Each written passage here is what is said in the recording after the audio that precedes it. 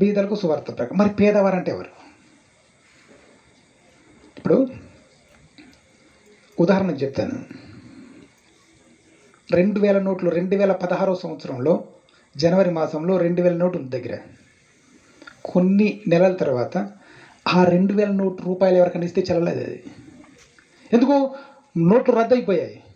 అప్పటి వరకు ధనవంతులే, కానీ ఆ నోట్లను రద్దు కాగానే 2000 నోట్లు చెల్లకుండా పోయాయి. ఇప్పుడు ఇండియాలో ఉన్నాడు ఒక ఆయన, మన దేశంలో 10 లక్షలు ఉన్నాయి. ఆ 10 లక్షలు అమెరికా వెళ్తే 11,000 దాని విలువ, $11,000. మన ఇండియాలో 10 లక్షలు, కానీ అమెరికాకి వెళ్తే $11,000, దాని వాల్యూ మొత్తం తగ్గిపోయింది. ఇండియాలో డబ్బు ఉంది బాగా, అన్ని ప్యాక్ చేసుకున్నాడు, నేను పాకిస్తాన్ పోయి బ్రతుకుతానని వెళ్ళాడు, కానీ పాకిస్తాన్లో ఇండియా డబ్బులు చెల్లవు. మన ఇండియాలో వరకు మాత్రమే మన ఇండియాలో ఉన్న డబ్బులు చెల్లుబాటులోకి వస్తాయి, ఫోర్స్లోకి వస్తాయి. ఒకసారి ఇండియా దాటి వెళ్ళామంటే ఆ దేశ కరెన్సీలోకి మార్చుకోవాలి మనం. మరి ధనవంతులు ఎవరు, పేదవారు ఎవరు? పేదవారికి సువార్త అంటున్నారు, బీదలకు సువార్త అంటున్నారు. మరి సువార్త మనకేనా? పేదవారమైన మనకేనా సువార్త? ఒక్క విషయం చెప్తాను. ఎలాగైతే మన దగ్గర ఉన్న కరెన్సీ మన దేశము దాటితే పనిచేయనట్లు, ఇక్కడ ధనవంతులు పరలోక రాజ్యములో ఒక్కడు పేదవారు. ఇక్కడ డబ్బు అక్కడ పనిచేయదు, ఇక్కడ ధనం అక్కడ పనిచేయదు. మనకు కావాల్సింది ఏంటంటే జీవము గల వాక్కే పరలోక రాజ్యములో కరెన్సీ. అది ఇండియాలో డబ్బు అమెరికాలో పనిచేయదు, ఈ భూలోకంలో డబ్బు పరలోకంలో పనిచేయదు. పేదవారంటే డబ్బు లేనివారు పేదవారు కాదు. పేదవారంటే ఇల్లు లేనివాడు పేదవాడు కాదు. పేదవాడు అంటే ఉద్యోగం లేనివాడు పేదవాడు కాదు. సరైన వస్త్రాలు లేనివాడు పేదవాడు కాదు. జీవం గల వాక్కు లేనివాడు పేదవాడు. దేవుని యొక్క మాట లేనివాడు నిజమైన పేదవాడు అన్నమాట. ఎందుకంటే ఆ జీవం గల వాక్కే మనల్ని దేవుని దగ్గరికి తీసుకెళ్తుంది. ఇప్పుడు ఎవరు పేదవారు? ఎవరు ఇప్పుడు చెప్పాలి? వాక్యము లేనివారు పేదవారు, డబ్బు లేనివారు కాదు. ఇప్పుడు చెప్పాలి, మనందరం ధనవంతులమా పేదవారు? గట్టిగా చెప్పను. ఎందుకు ధనవంతులు? వాక్యం మన దగ్గర ఉంది, వాక్యమై ఉన్న దేవుడు మనతో ఉన్నాడు, కాబట్టి మనం ధనవంతులం. ఇక్కడ పేదవారమే కావచ్చు, ఈ లోక దృష్టిలో పేదవారమే కావచ్చు, కానీ ఈ లోకం దాటి ఒక్కసారి వెళ్తే మనం మహాధనవంతులం. అందుకే దేవుడు ఏం చెప్తున్నాడు? ప్రభువాత్మ నా మీద ఉన్నది, బీదలకు సువార్త. సువార్త లేనివాడు పేదవాడు. ఆ పేదవారికి, సువార్త లేని వారికి సువార్త అందించడానికి ప్రభు అభిషేకం పొందుకున్నాడు. సో ఈ రోజు నుంచి ఎవరైనా అడిగితే మీరు పేదవారా ధనవంతులు అంటే, శరీరంలో పేదవారిని కానీ ఆత్మలో మాత్రం మేము మహాధనవంతులు అని చెప్పాలి. నెక్స్ట్ చదువుదామా. ఇంకొక విషయం చెప్తాను. డబ్బు మనకి ఎంతవరకు ఉపయోగపడుతుంది? డబ్బు మనల్ని ఎక్కడికి తీసుకువెళ్తుంది? ఒక ఆయన ఉన్నాడు, 48 సంవత్సరాల వయసు వచ్చేసరికి 100 కోట్ల రూపాయలు సంపాదించాడమ్మా. 100 crores లిక్విడ్ కరెన్సీ ఉంది. అంటే బంగళాలు, కారు, ఇల్లు, ల్యాండ్స్ ఇవన్నీ కాకుండా కట్టలు కట్టలు 100 కోట్లు ఉన్నాయి. లెక్క పెట్టుకున్నాడు రాత్రి. ఒక 10 మిషన్ తెప్పించాడు, 10 మందిని తెప్పించాడు. డబ్బంతా మిషన్లు వేసి లెక్క పెట్టి అంత లెక్క పెడితే 100 కోట్లు. వాహ్ అనుకున్నాడు, సంతోషపడ్డాడు. 100 కోట్ల డబ్బు, 48 సంవత్సరాలు.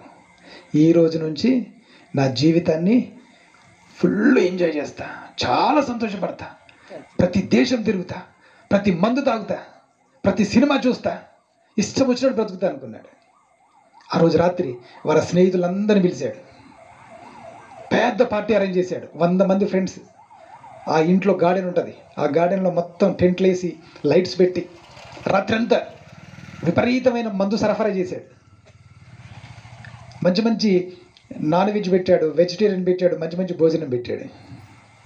స్నేహితులందరూ వచ్చారు. రాత్రి 1 గంట వరకు తాగారు. అందరు మంచిగా తిన్నారు, వెళ్ళారు, ఎక్కడో అక్కడ వెళ్ళారు. ఈయన బెడ్రూమ్లోకి వచ్చాడు. ఈలోపు వాచ్మెన్స్ వచ్చారు, నైట్ కాపలాదారులు వచ్చారు, ఆయనకి స్పెషల్గా కాపలాదారు. నలుగురు వచ్చారు, 4 వైపుల వాచ్మెన్లు ఉన్నారు. ఈయన బెడ్రూమ్లోకి వెళ్ళాడు. బెడ్రూమ్లో డోర్ పెట్టుకున్నాడు, ఏసీ ఆన్ చేసుకున్నాడు. రేపు ఏ దేశం వెళ్ళాలి, రేపు ఎక్కడ ఉండాలి అన్నీ ప్లాన్ చేసుకున్నాడు. 1:30 అయింది అప్పటికి. పడుకున్నాడు. 2:30 అవుతుందమ్మా. 2:30కి వేసిన తలుపు వేసినట్లే ఉంది. వాచ్మెన్స్ ఉన్నారు, కానీ ఎవరో ఆయన మంచం చుట్టూ తిరుగుతున్నారు. నిద్రలో ఆయనకు ఆలోచన వస్తుంది, ఎవరు తిరుగుతున్నారు ఇక్కడ, ఎవరో తిరిగిన అలికిడి అవుతుంది. వాచ్మెన్లు ఉన్నారు, నా రూమ్కి నేను డోర్ వేసాను, ఆయన ఎవరు చుట్టారు లోపలికి, ఎవరు అలికిడి అవుతుంది ఏంది అని ఆ మగతలో అనుకుంటున్నాడు. సడన్గా కళ్ళు తెరిచి చూస్తే ఒక వ్యక్తి నిలబడి ఉన్నాడు పక్కన.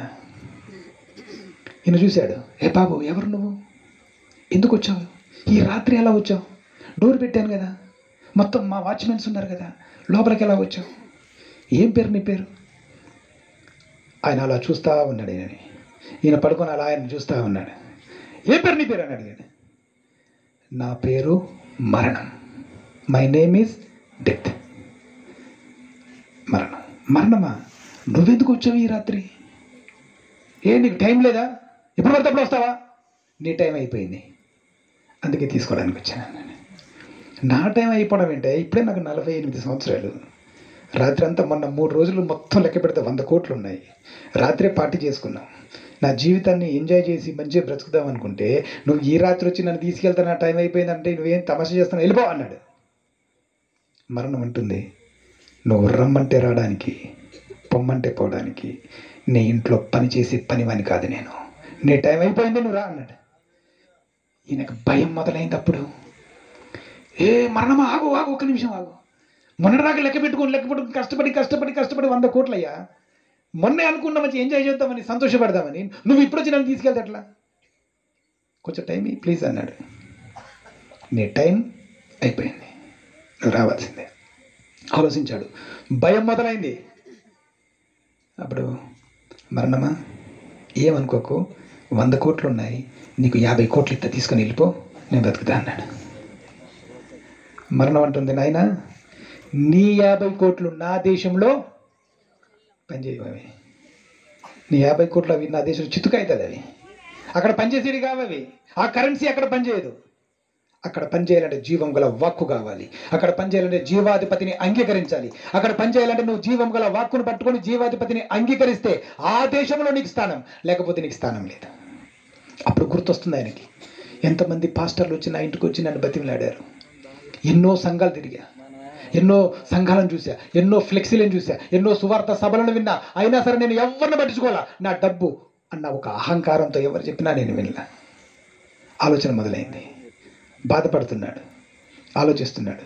మరణమా, దయచేసి 1 నెల టైం, 1 నెల నా జీవితాన్ని మార్చుకుంటా, 1 నెల బాప్టిజం తీసుకొని దేవుని సన్నిధిలోకి వెళ్తా, 1 నెల టైం అన్నాడు. మరణం అంటుంది, 1 నెల టైం కాదు, 1 రోజు టైం కూడా, టైం అయిపోయింది బాబు, 1 రోజు టైం కూడా నీకు లేదు, 1 నెల టైం కాదు, 1 రోజు టైం కూడా నీకు లేదు. ఇంకా బాధలో వేదనలో అంటున్నాడు, మరణమా, కావాలంటే నీకు 100 కోట్లు ఇస్తా, ఆ 100 కోట్లు తీసుకో, 100 కోట్లు తీసుకొని వెళ్ళిపో, నాకు 1 రోజు టైం అన్నాడు. 1 రోజు కాదు, 1 నిమిషం టైం కూడా నీకు లేదు, ఈవెన్ దో 1 మినిట్ టైం కూడా నీకు లేదు. ఓకే, ఆయన మాట్లాడినాక మనం మాట్లాడుకుందాం. ఏదో మాట్లాడుతున్నారు. ఓకే అటు వెళ్ళి మాట్లాడుకోండి, పర్లేదు. 1 రోజు టైం కూడా నీకు లేదు, ఎందుకంటే నీ టైం అయిపోయింది. 100 కోట్లు ఇస్తా అన్నాడు, కావాలంటే 100 కోట్లు తీసుకో, 100 కోట్లు తీసుకుని వెళ్ళిపో, నాకు 1 రోజు టైమే, నీకు 1 రోజు టైం కాదు, 1 నిమిషం టైం కూడా లేదు నీకు. లాస్ట్కి బ్రతిమలాడితే మరణం కూడా కనికరించి 1 నిమిషం టైం ఇచ్చింది. సరే మరణమా, 1 నిమిషం, నేను ఆ రూమ్లోకి వెళ్ళి వస్తా, ఆ ఫ్రంట్ రూమ్లోకి వెళ్ళి మళ్ళీ వెంటనే వచ్చేస్తాను, నన్ను తీసుకొని వెళ్ళిపో అన్నాడు. సరే అని మరణం అంగీకరించింది. ఆ ఫ్రంట్ రూమ్లోకి వెళ్ళాడు, ఒక బోర్డు తీసుకున్నాడు, ఒక పెన్ తీసుకుని బోర్డు మీద రాస్తున్నాడు, ఓ ప్రపంచ ప్రజలారా, మీ దగ్గర డబ్బు ఉంటే ఆ డబ్బు చిత్తు కాగితాలతో సమానం, జీవం గల జీవాధిపతిని నువ్వు అంగీకరించి ఈ రోజు అని చెప్పి పెద్దగా రాశాడు. కింద ఒక గమనికను రాశాడు, 100 కోట్లతో కూడా ఒక్క నిమిషం నా టైంను నేను కొనుక్కోలేకపోయాను. Even with 100 crores I could not buy a single minute of my life with it. 100 కోట్లతో కూడా ఒక్క నిమిషం సమయం కొనుక్కోలేకపోయాడు. అమ్మా, మనకు బియ్యం కావాలంటే కేజీలలో కొలుస్తావు, నూనె కావాలంటే లీటర్లో కొలుస్తావు, దూరంని కిలోమీటర్లో కొలుస్తావు. జీవితాన్ని టైంతో కొలిశాడు. Time is our life. Passing of time. నువ్వు టైంని పాస్ చేస్తున్నావంటే జీవితాన్ని పాస్ చేస్తున్నట్టు అర్థం. మనం జీవితాన్ని పాస్ చేస్తున్నట్టు అర్థం. టైం పాస్ చేస్తున్నాం. సాయంత్రం రాగానే అక్కడ కూర్చొని ఒక అరగంట మాట్లాడుతూ ఉంటాం, వాళ్ళట్లా వీళ్ళిట్లా, మిగతా వారి కుటుంబాల గురించి డిస్కస్ చేస్తూ ఉంటాం. అదంతా టైం పాస్. టీవీ చూస్తూ టైంని అంతా పాస్ చేస్తూ ఉంటాం. అంటే టైం పాస్ చేస్తున్నామంటే దాని అర్థం ఏంటో తెలుసా? జీవితాన్ని మనం పాస్ చేస్తున్నట్టు అర్థం. ఒక్కొక్క పుట్టినరోజు మనది గడుస్తూ ఉంటే మరణ దినానికి మనం దగ్గర అవుతున్నట్లు అర్థం. ఒకరోజు అదే మరణం మనల్ని వచ్చి మన డోర్ని టక్ టక్ కొడుతుంది. మనం రెడీగా ఉంటామా? అది మనం ప్రశ్నించుకోవాలి. అలా సిద్ధపరచడానికే మరణానికి మనం సిద్ధంగా, మరణం మనల్ని ఆహ్వానించడానికి వచ్చిన మనం ధైర్యంగా, స్థిరంగా, సిద్ధంగా ఉండడానికి ప్రభు అయిన యేసు ప్రభుల వారు 2000 సంవత్సరాలకు ముందు నీ కోసం, నా కోసం ఆ మరణ భయాన్ని తీసేయడానికి మన మధ్యలోకి వచ్చాడు. మనకు నిత్యమైన జీవము అంగీకరించడానికి, ఇవ్వడానికి, నిత్యమైన జీవముతో మనం అంగీకరించబడడానికి, నిత్యమైన జీవాన్ని మనకు ఇవ్వడానికి. ఏదేను తోటలో అయితే మరణం పరిచయం అయిందో, ఏదేను తోటలో అయితే మరణం పరిచయం అయిందో ఆ మరణాన్ని అనగదొరికాడు. ఎందుకంటే మనల్ని తన హక్కున చేర్చుకోవడానికి. ఇప్పుడు చూడండి, బీదలకు సువార్త ప్రకటించటకు. ఇప్పుడు మనం ఆత్మలో మనం పేదవారిమా, ధనవంతులమా? ధనవంతులం. ఈరోజు మనకు స్థిరమైన ఒక ఆలోచన ఉందా? స్థిరమైన ఒక మనసు, స్థిరమైన ఒక ఆలోచన. ఈరోజు కానీ, ఈ రాత్రి కానీ ఒకవేళ మరణం నన్ను ముట్టుకుంటే నేను నా జీవాధిపతి అయిన దేవుని సన్నిధిలో నేను నిలబడగలుగుతానన్న ధైర్యం మనలో ఉందా? మనం ప్రశ్నించుకోవాలి. ఎందుకంటే టైంని మనం పాస్ చేస్తున్నామంటే మన జీవితాన్ని మనం పాస్ చేస్తున్నట్టు అర్థం. అమూల్యమైన జీవితాన్ని మనం పాస్ చేస్తున్నట్టు అర్థం. అందుకే దేవుడు కొలుస్తాడనమాట, మన క్రియలతో కొలుస్తాడు. ఆ కొలిసినప్పుడు మనం సరితూగుతామా? మేనే ట్యాకెల్ ఓ పర్సన్. బెల్షస్సర్ రాజును కూడా కొలిశాడు. నిన్ను కొలిస్తే నువ్వు తక్కువైపోయావు, కాబట్టి నీ రాజ్యము నీ దగ్గర నుంచి తీసివేయబడింది. ఎవరికి ఇచ్చాడు? వేరే రాజుకు ఇచ్చేసాడు ఆ రాజ్యాన్ని. మనల్ని కూడా దేవుడు ఏం చేస్తాడంటే కొలుస్తాడు, తూస్తాడు. ఆ తూచినప్పుడు మనం సరితూగగలిగితే బలానమ్మకమైన మంచి దాసురాలుగా ఉంటాం.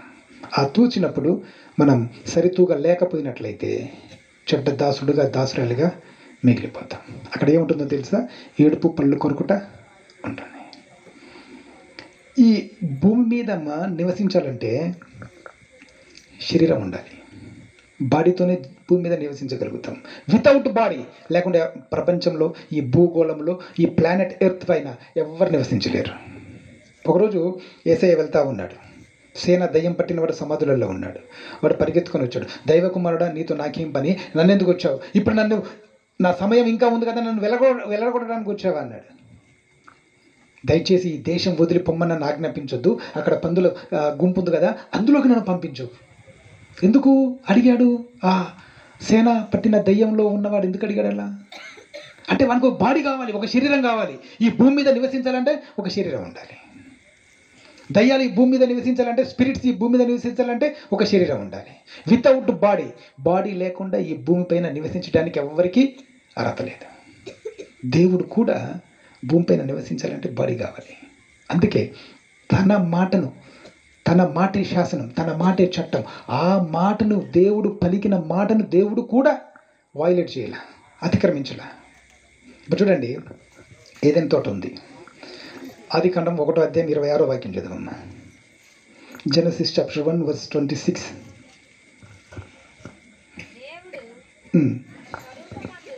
దేవుడు తన స్వరూపమందు తన పోలిక చొప్పున నరులను చేద్దాం, వారు సముద్రపు చేపలను, ఆకాశ పక్షులను, పశువులను, సమస్త భూమి మీద ప్రతి జంతువును ఏలాలి, అంటే పరిపాలన చేయాలి. చాలమ్మా. ఎందుకు దేవుడు తన పోలికలో తన స్వరూపంలో మనిషిని స్థిరపరిచాడు, మనిషిని సిద్ధపరిచాడు, మనిషిని తయారు చేశాడంటే ఈ భూమి మీద పరిపాలన చేయడం కోసం ఒక అధికారం ఇచ్చాడు అనమాట. అధికారం ఎవరికి ఇచ్చాడు? మనుషులైన మనకి తన పోలికలో తయారు చేసుకున్నాడు. ఆ ధూళిని సిద్ధపరిచి అందులో దేవుడు తన జీవవాయువును ఊది జీవాత్మగా తయారు చేశాడు. ఆ జీవవాయువు ఊదబడిన ఈ శరీరమే భూమిపైన నివసించాలి. అది దేవుని చట్టం. అది ఈ భూమిని దాటి మనం పైకి వెళ్ళాము, ఒక 400 కిలోమీటర్ల పైకి వెళ్తే అక్కడ ఈ బాడీ నివసించలేదు. బాడీ మొత్తం బ్లాస్ట్ అయిపోతుంది అక్కడ. ఎందుకు? ఈ బాడీ భూమిపైన మాత్రమే నివసించడానికి దేవుడు సిద్ధపరిచి పెట్టాడు. ఈ భూమిని దాటితే మన బాడీ పనిచేయదు. ఇంకా ఆత్మలు భూమిపైన నివసించలేవు. ఆత్మలు భూమిపైన నివసించాలంటే ఆత్మలకు ఒక బాడీ కావాలి. అందుకే ఏదైనా తోటలో సాతానికి పాము కావాల్సి వచ్చింది. సర్పం యొక్క బాడీని ఉపయోగించుకొని వారిని మోసపరిచింది. నేరుగా వచ్చి మాట్లాడవచ్చుగా. నేరుగా మాట్లాడడానికి అధికారం లేదు. ఎందుకు? అది దేవుని శాసనం, దేవుని చట్టం. దేవుడు కూడా నేరుగా రావచ్చుగా. దేవుడు కూడా మానవ బాడీ ఒకటి కావాలి. ఎందుకంటే దేవుడు తన మాటను తాను వైలేట్ చేసుకునేవాడు కాదు. సత్యదేవుడు మన దేవుడు. ఆ మాటకి లోబడే దేవుడు కూడా బాడీలో, మానవ దేహంలో ఈ లోకానికి వచ్చాడు. దేవుని మాట దేవుడు వైలేట్ చేయడానికి అబద్ధికుడు కాడు దేవుడు. ఒకరోజు మన ఇశ్రాయేలులంతా ఐగుప్తు బానిసత్వంలో ఉన్నారు. 400 సంవత్సరాల బానిసత్వ పీరియడ్ అయిపోయింది. ఇంకా 30 సంవత్సరాలు ఎక్స్ట్రా ఉన్నారు. 430 సంవత్సరాలు ఉన్నారు. ఆ బానిసత్వంలో నుంచి వారిని బయటికి తీసుకురావాలంటే దేవుడు డైరెక్ట్గా మాట్లాడి తీసుకురావచ్చుగా. కానీ ఎవరు కావాల్సి వచ్చింది? మోషే కావాల్సి వచ్చింది. మోషే అనే ఒక బాడీ కావాల్సి వచ్చింది. మరి మోషేని ఎందుకు కోరుకున్నాడు? ఆ రోజు మోషే ఆ పర్వతం దగ్గర పశువులు మేపుతా ఉన్నాడు. ఆ హేరోబు పర్వతం దగ్గర దేవుడు వచ్చాడు. ఆ బర్నింగ్ బుష్లో, ఆ కాలుచున్న పొదల నుంచి దేవుడు మాట్లాడుతున్నాడు. మోషే అంటున్నాడు, ప్రభువా నా వల్ల కాదు, నాకు మాట సరిగా రాదు, నేను పోలేను. అయినా సరే మోషే నువ్వే కావాలి. ఎందుకు దేవుడు మోషేనే ఎన్నుకున్నాడు అంటే, మోషే ఐగుప్తు దేశంలో ఉన్న సర్వశాస్త్రాలపైన జ్ఞానం కలిగిన వాడు. దేవుడు మనల్ని వాడుకోవాలన్నా, నన్ను మనల్ని ఎవరినైనా సరే ఇక్కడ వాడుకోవాలంటే మనము కూడా ఈ లోకములో ఉన్న శాస్త్రాలపైన సకల జ్ఞానాన్ని కలిగి ఉండాలి. అలా కలిగిన జ్ఞానం ఉన్న వారిని దేవుడు సమర్థవంతంగా వాడుకుంటాడు. అందుకే ఇక్కడ ఉన్న యుక్త వయసులో ఉన్న చదువుకున్న పిల్లలు జాగ్రత్తగా ఆలోచించాలి. దేవునిలో బహుబలంగా వాడబడాలంటే ఈ లోకంలో అత్యధికంగా స్టడీ చేసి ఉండాలి, బాగా చదువుకోవాలి. నువ్వు ఎంత గొప్పగా చదువుకుంటే దేవునిని అంత గొప్పగా వాడుకుంటాడు. మోషేను వాడుకున్న దేవుడు బానిసత్వములో నుండి ఇశ్రాయేలీయులను విడిపించడానికి మోషేను వాడుకున్న దేవుడు. కారణం మోషే జ్ఞానవంతుడు. మనం కూడా జ్ఞానవంతులుగా మారాలి. ఈ లోకములో, ఈ లోక శాస్త్రాలలో జ్ఞానవంతులుగా మారాలి. చిన్నగా చదువుకోవద్దమ్మా. ఏదో ఇంటర్మీడియట్ చదివా, ఒక టీచర్ వచ్చింది, ఏదో డిగ్రీ చదివా, ఓ పోలీస్ వచ్చింది, ఇది కాదు. దేశము గర్వించే స్థాయిలో చదవాలి, రాష్ట్రము గర్వించే స్థాయిలో చదవాలి. పలానా అమ్మాయి, పలానా అబ్బాయి అనగానే మీ సంఘమే కాదు, ఈ జిల్లానే కాదు, ఈ రాష్ట్రము కూడా గర్వించే స్థాయిలో చదవాలి. అలా ఉంటే దేవునికి ఎంత మహిమకరంగా ఉంటుంది, ఎంత గొప్పగా ఆనందిస్తాడు. 2 చదవమ్మా. ప్రభు ఆత్మ నా మీద ఉన్నది, బీదలకు సువార్త ప్రకటించుటకు. ఆయన నన్ను అభిషేకించాడు, చెరలోనున్న వారికి. చాలమ్మా. 2వది, చెరలో ఉన్నవారు విడుదల. మరి చెరలో ఎవరున్నారు? ప్రశ్న. చెరలో ఎవరున్నారు? ఇప్పుడు మనకి స్వాతంత్రం వచ్చి 77 సంవత్సరాలు అయిపోయింది, తెలుసు కదా. 1947లో మనకు స్వాతంత్రం వచ్చింది. అంతకుముందు బ్రిటిష్ వారి పాలన, బానిసత్వంలో ఉన్నాం. వారు పాలకులు, వాళ్ళచే పాలించబడుతూ ఉన్నాం మనం. అయితే మహాత్మా గాంధీ గారు అహింస మార్గాన్ని ఎన్నుకున్నాడు. అహింస మార్గంతో మనకి స్వాతంత్రం తీసుకొచ్చాడు. మరి అహింస మార్గం ఎక్కడి నుంచి తీసుకున్నాడు? మన బైబిల్ నుంచి తీసుకున్నాడు. నిన్ను వల్ల నీ పొరుగు వారిని ప్రేమించు, ఒక చెంప మీద కొడితే ఇంకో చెంప చూపించు. ప్రేమ సామ్రాజ్యం, క్రీస్తు ప్రభుల వారు చెప్పిన ఆ ప్రేమను పట్టుకున్నాడు. ఆ నిన్ను వల్ల నీ పొరుగు వారిని ప్రేమించు అన్న మాటను పట్టుకున్నాడు. అహింస అనే ఒక ఆయుధాన్ని పట్టుకున్నాడు. ఆ అహింస అనే ఆయుధంతో ఈరోజు నీకు నాకు స్వాతంత్రాన్ని సిద్ధింపజేశాడు. అయితే అంతకుముందు మనం ఎక్కడున్నాం? పరాయి వారి పాలనలో ఉన్నాం. పరాయి వాళ్ళు పాలన చేస్తూ ఉంటే ఆ పాలన బానిసత్వంలో ఉన్నాం. అయితే ఇప్పుడు మనకు స్వాతంత్రం వచ్చింది, మన రాజ్యాంగాన్ని మనం రాసుకున్నాం, మనల్ని మనం పరిపాలన చేసుకుంటున్నాం, స్వతంత్ర భారతదేశంలో ఉన్నాం మనం. కానీ ఇంకా మనం బానిసత్వంలోనే ఉన్నాం. ఏం బానిసత్వమో తెలుసా? తాగుడు అనే బానిసత్వంలో ఉన్నాం, సినిమాలు చూసే బానిసత్వంలో ఉన్నాం, సిగరెట్ తాగే బానిసత్వంలో ఉన్నాం, బూతులు మాట్లాడే బానిసత్వంలో ఉన్నాం, ఒకరి పైన ఒకరికి కుళ్ళు, కుతంత్రాలు, అసూయ, ద్వేషాలతో కూడిన బానిసత్వంలో ఉన్నాం. కానీ దేవుడు చెప్తున్నాడు, యేసుప్రభుల వారు చెప్తున్నాడు, మనం రావాల్సింది ఆ బానిసత్వంలో నుంచి మనకు విడుదల రావాలి. ఏ బానిసత్వంలో నుంచి? ఏ బానిసత్వం నుంచి విడుదల రావాలి? ఈరోజు త్రాగుడు అన్న అలవాటు ఉంటే ఆ బానిసత్వం నుంచి విడుదల రావాలి. భూత మాటలు మాట్లాడే అలవాటు ఉంటే ఆ బానిసత్వం నుంచి విడుదల రావాలి. అసూయ ద్వేషాలు మైండ్లో నింపుకొని ఉంటే ఆ బానిసత్వం నుంచి విడుదల రావాలి. మనము ఎంత ప్రేమించుకుంటామో మన పొరుగు వారిని కూడా అలా ప్రేమించాలి. అలా ఉండాలంటే ఈ లోకంలో ఉన్న ఆలోచనలు అనే బానిసత్వం నుంచి బయటికి రావాలి. Still we are in slavery. ఇంకా మనం బానిసత్వంలో ఉన్నాం. మనకు 77 సంవత్సరాలు అయింది మనకు స్వాతంత్రం వచ్చి. అంటే శారీరకమైన అధికారం నుంచి స్వాతంత్రం వచ్చింది, కానీ మానసికమైన బానిసత్వంలో ఇంకా అలాగే ఉన్నాం మనం. ఆ మానసికమైన బానిసత్వంలో నుంచి మనం బయటికి రావాలి. ఇప్పుడు ఉదాహరణకు చెప్తాను. ఒక నాన్న ఉన్నాడు, ఒక అమ్మ ఉంది, వారికి ఒక 2 పిల్లలు ఉన్నారు. పొద్దున పిల్లవాడు రెడీ అయ్యాడు, రెడీ అయ్యి స్కూల్ బ్యాగ్ వేసుకున్నాడు. పిల్లవాడు స్కూల్కి వెళ్ళాడు, నాన్న పనికి వెళ్ళాడు. సాయంత్రం అయింది, 4:05 అవుతుంది. నాన్న ఈ పిల్లవాళ్ళు స్కూల్ నుంచి వచ్చారు, రెడీ అయ్యారు, బయట కూర్చొని హోంవర్క్ చేసుకుంటున్నారు. పనికి పోయిన నాన్న వస్తూ ఉన్నాడు, కొడుకు ఇక్కడ కూర్చున్నారు ఇద్దరు, వాళ్ళ నాన్నని చూస్తూ ఉన్నారు. ఉదయం స్ట్రైట్గా వెళ్ళారు ఇద్దరు, ఈయన స్కూల్కి వెళ్ళాడు, ఈయన పనికి వెళ్ళాడు. సాయంత్రం పిల్లవాడు వచ్చాడు స్కూల్ నుండి, వాళ్ళ నాన్న వస్తున్నాడు పని నుంచి. కానీ ఉదయం స్ట్రైట్గా వెళ్ళినవాడు సాయంత్రం మాత్రం కాళ్ళు తడబడుతూ వస్తున్నాడు. స్ట్రైట్గా రావట్లేదు. వీడు రాసుకుంటూ చూశాడు అట్లా, మా నాన్న పొద్దున స్ట్రైట్గా వెళ్ళాడు, సాయంత్రంకి ఏమైంది మొత్తం కింద పడుతూ ఇట్లా వస్తున్నాడు ఏంటి మనకు అర్థం కావట్లా. వాడు అప్పుడే అనుకుంటాడు నేను కూడా పెద్దగా నాకు ఇలాగే రావాలని. ఎవరు నేర్పారు? ఇంకో తండ్రి ఉన్నాడు, ఇంటికి వచ్చాడు. ఒరేయ్ అన్నాడు పిల్లడు, పాపం 7th చదువుతున్న పిల్లడు, 7వ తరగతి చదువుతున్నాడు చిన్న పిల్లడు. ఏం నాన్న అని వచ్చాడు, ఫ్రిడ్జ్ ఓపెన్ చేయి అన్నాడు, చేశాడు. అందులో రంగు బాటిల్ ఉంటుంది ఒకటి తెమ్మన్నాడు, వాడు రంగు బాటిల్ తెచ్చి అక్కడ పెట్టాడు. అందులో ఐస్ ఉంటుంది తెమ్మన్నాడు, ఐస్ తెచ్చి అక్కడ పెట్టాడు. అందులో సోడా ఉంటుంది తెమ్మన్నాడు, సోడా తెచ్చి అక్కడ పెట్టాడు. ఆ మూత తీరా అన్నాడు, వాడు తీశాడు.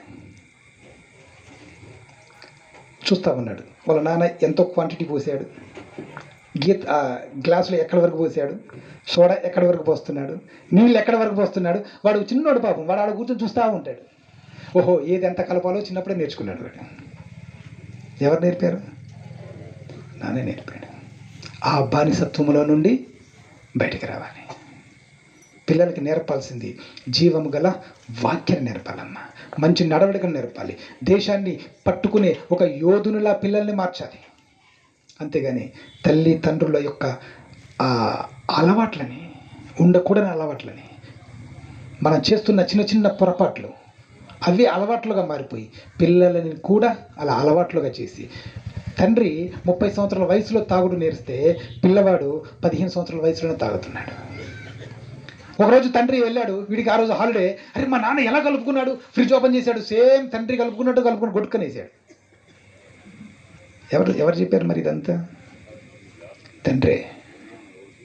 ఇంటికి వచ్చాడు, భర్త ఇంటికి వచ్చాడు, రాగానే అప్పటివరకు మంచిగా ఉన్నాము, ఒక్కసారి కోపంతో భయంకరంగా తిట్టడం మొదలుపెట్టింది, బూతులు తిడతా ఉంది. ఎవరు నేర్పారు ఆ బూతులు? ఉచ్చారణ చెయ్యకూడని మాటలు ఎవరు నేర్పారు? ఇంట్లో తల్లిదండ్రులు. స్కూల్లో నేర్చుకునేది తక్కువే, ఇంట్లో నేర్చుకునేదే ఎక్కువ. అందుకే పిల్లల్ని ఎలా పెంచాలి? దేశాన్ని పట్టుకునే ఒక యోధునిలా పిల్లల్ని పెంచాలమ్మా. పిల్లల్ని ఒక గొప్ప నాయకులుగా పెంచాలి. ఇప్పుడు యేసు ప్రభుల వారు పుట్టిన తర్వాత జ్ఞానులు వచ్చారుగా, జ్ఞానులు గిఫ్ట్ తెచ్చారు, బహుమతులు. ఏమేమి తెచ్చారు? బంగారం, సాంబ్రాణి, బాణం. మీరు ఎవరి దగ్గరకన్నా తీసుకెళ్లారా ఈ గిఫ్ట్లు? ఎవరికన్నా మీ ఇంట్లో చాలామంది పుట్టినరోజులకు వెళ్ళి ఉంటారు, ఫంక్షన్కి వెళ్ళి ఉంటారు, మంచి భోజనం చేసి వచ్చి ఉంటారు. మీరు ఏమేమి కానుకలు పెట్టారు వాళ్ళకి? బంగారం పెట్టారా? సరే, బాగా దగ్గర బంధువులు అయితే ఒక చిన్న బంగారం 1 గ్రాము 2 గ్రాములు పెడతారు. బోలము, సాంబ్రాన్ని పెట్టారు ఎవరన్నా? మరి వీళ్ళు ఎందుకు పెట్టారు? జ్ఞానులు ఎందుకు పెట్టారు? అంటే వీరికి అజ్ఞానుల? ఎందుకు? జ్ఞానులు బంగారాన్ని, సాంబ్రాన్ని, బోలాన్ని ప్రభు అయిన యేసుక్రీస్తుకు బహుమతిగా ఇచ్చారు. మనం ఏం చేస్తాం? ఒక డ్రెస్ తీసుకెళ్తాం, చెప్పులు తీసుకెళ్తాం, బాగా దగ్గర బంధువులు అయితే చిన్న ఉంగరం తీసుకెళ్తాం, అంతే ఆడుకునే బొమ్మలు తీసుకెళ్తాం. కానీ జ్ఞానులు బంగారం, సాంబ్రాణి, బోలం ప్రభు అయిన యేసుక్రీస్తు, బాలుడైన యేసుక్రీస్తుకి అవి బహుమతిగా తెచ్చారు. వాళ్ళు జ్ఞానులు కాబట్టి మనమేమో చిన్న పిల్లవాడినే చూస్తాం. వాళ్ళు జ్ఞానులు కదా. యేసు ప్రభుల వారు బాలుడే, కానీ బంగారం ఒక రాజుకు చిహ్నం. యేసు ప్రభుల వారిని ఒక రాజుగా చూశారు. అప్పుడే చిన్నతనంలోనే ఈయన ఒక రాజు అని చెప్పి ఆ జ్ఞానులు గ్రహించారు. తల్లిదండ్రులు కూడా చిన్నతనంలో పిల్లవారిని ఒక గొప్పవాడిగా చూడగలగాలి. ముందు తల్లిదండ్రుల యొక్క మనస్సులో, తల్లిదండ్రుల యొక్క ఆలోచనలు చూస్తేనే పిల్లవాడు గొప్పవాడిగా తయారవుతాడు. తర్వాత సాంబ్రాణి తీసుకొచ్చారు. సాంబ్రాణి యాజకత్వానికి చిహ్నం. ఈయన ప్రధాన యాజకుడు. తర్వాత బోలం తీసుకొచ్చారు. బోలం ఎందుకు? ఈయన మృత్యుంజయుడు, మరణాన్ని గెలిచే ఒక యోధుడు అని చెప్పడానికి చిహ్నంగా బోలం తీసుకొచ్చారు. తల్లిదండ్రులుగా కూడా జ్ఞానాత్మకంగా ఉండాలి, జ్ఞానంతో ఉండాలి. చిన్నతనంలోనే పిల్లల్లో ఒక గొప్ప వ్యక్తిని చూడాలి. చిన్నతనంలోనే పిల్లల్లో ఒక గొప్ప నాయకురాలని, ఒక అద్వితీయమైన స్థితిలో ఉండే ఒక గొప్ప పిల్లలుగా తల్లిదండ్రులు ముందు చూడగలిగితే పిల్లలు కూడా అలా పెరుగుతారు. అందుకే ఈ లోకంలోకి మనం తీసుకొని ఏమీ రాలేదు, తీసుకొని పోవడానికి. 100 కోట్లు ఉన్నాయి, ఏమన్నా తీసుకుని వెళ్ళాడా? ఏం లేదమ్మా. మనం కూడా ఏం తీసుకెళ్ళాం. అందుకే కావాల్సింది ఏంటంటే జీవము గల వాక్కు. ఇది కావాలి మనకు. మనం చూడాల్సింది ఈ లోకంలో జీవించుతున్నంతకాలం ఈ లోక పరిస్థితులను కాదు మనం చూడాల్సింది, దీని తర్వాత ఉన్న లోకాన్ని చూడాలి మనం. ఇప్పుడు ఒక మంచి వాక్యం చూపెడతా. లూకా సువార్త 11వ అధ్యాయం 20వ వాక్యం చదువు.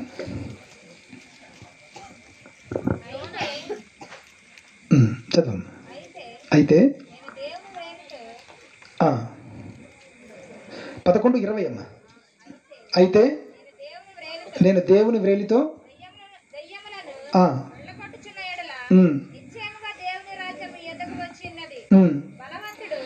చూడండి, బలవంతుడు ఆయుధములు ధరించుకొని తన ఆవరణమును కాచుకున్నప్పుడు అతని సొత్తు భద్రంగా ఉంటుంది. చాలమ్మా, అక్కడ కాగండి. ఎవరన్నా వస్తారా ఇక్కడికి? పైకి ఒక 4-5 మంచి యంగ్ పిల్లలు వస్తారా ఇక్కడికి? రండి.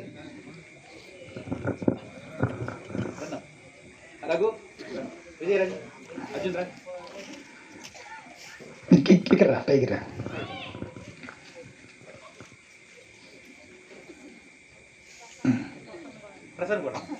ప్రసన్న ఎక్కడున్నావు? రా అమ్మ. ఇప్పుడు చదువు అది బలవంతుడి దగ్గర నుంచి చదువు. బలవంతుడు ఆయుధమును ధరించుకొని తన ఆవరణమును కాచుకుంటాడు, అతని సొత్తు భద్రంగా ఉంటుంది. ఇప్పుడు చూడండి, ఇప్పుడు ఈయన ఉన్నాడు, ఈయన బలవంతుడు. ఇట్లా ఏం పేరు? నీ పేరు? ప్రసన్న. ఏమనుకోవద్దు, ఈయనకు పాపం బాగా మందు తాగే అలవాటు ఉంది అనుకుందాం ఉదాహరణకి. ఈయన ఈ ప్రసన్న ఇక్కడ ఉన్నాడు. ఇట్లా ముందుకురా. ఈయన బలవంతుడు. ముందుకురా, ఆయన ముందు. ఇప్పుడు ఈ మందు తాగే అలవాటు ఉన్న ఈ ప్రసన్నని ఈ బలవంతుడు కాపుదలగా ఉన్నాడు. ఒకసారి చదవమ్మ. బలవంతుడు ఆయుధములు ధరించుకొని తన ఆవరణమును కాచుకుంటా ఉన్నాడు, అతని సొత్తు భద్రంగా ఉంది. చాలమ్మా. ఇప్పుడు బలవంతుడు అంటే సాతాను, తన సొత్తు అంటే తాగుబోతులు, తిరుగుబోతులు, వ్యభిచారులు, వీళ్ళంతా సాతాను సొత్తు. రక్షింపబడని వాళ్ళంతా సాతాను సొత్తు అన్నమాట. ఇప్పుడు బలవంతుడైన ఈ సాతాను అంటే, నువ్వు సాతాను కాదు బాబు, చేసి చెప్తున్నా, బలవంతుడైన ఇతను తన సొత్తును కాపాడుకుంటున్నాడు. ఎవరి నుంచి? నేను వెళ్ళా ఈ సొత్తుని తాగుడు బానిసత్వంలో నుంచి బయటికి రావాలన్న ఆలోచనతో ఎంత చెప్పినా ఈయన బయటికి రాలేకపోతున్నాడు. ఎందుకు? బలవంతుడు ఆయుధాలతో రక్షణగా ఉన్నాడు. ఆ బలవంతుడైన సాతాను ఆయుధాలతో ఈ సొత్తుని కోల్పోకుండా కాపుదలగా ఉన్నాడు. మన దగ్గర బంగారం ఉంటే ఒట్టిగా రోడ్డు మీద పడేస్తామా? ఇంత జాగ్రత్తగా కాపాడుకుంటాం. బీరువాలో పెట్టి, లాకర్లో పెట్టి, తాళాల మీద తాళాలు వేసి ప్రతిసారి జాగ్రత్తగా కాపాడుకుంటాం. ఎందుకు? అది మన కష్టార్జిత, మన సొత్తు. అది ఇక్కడ సాతాను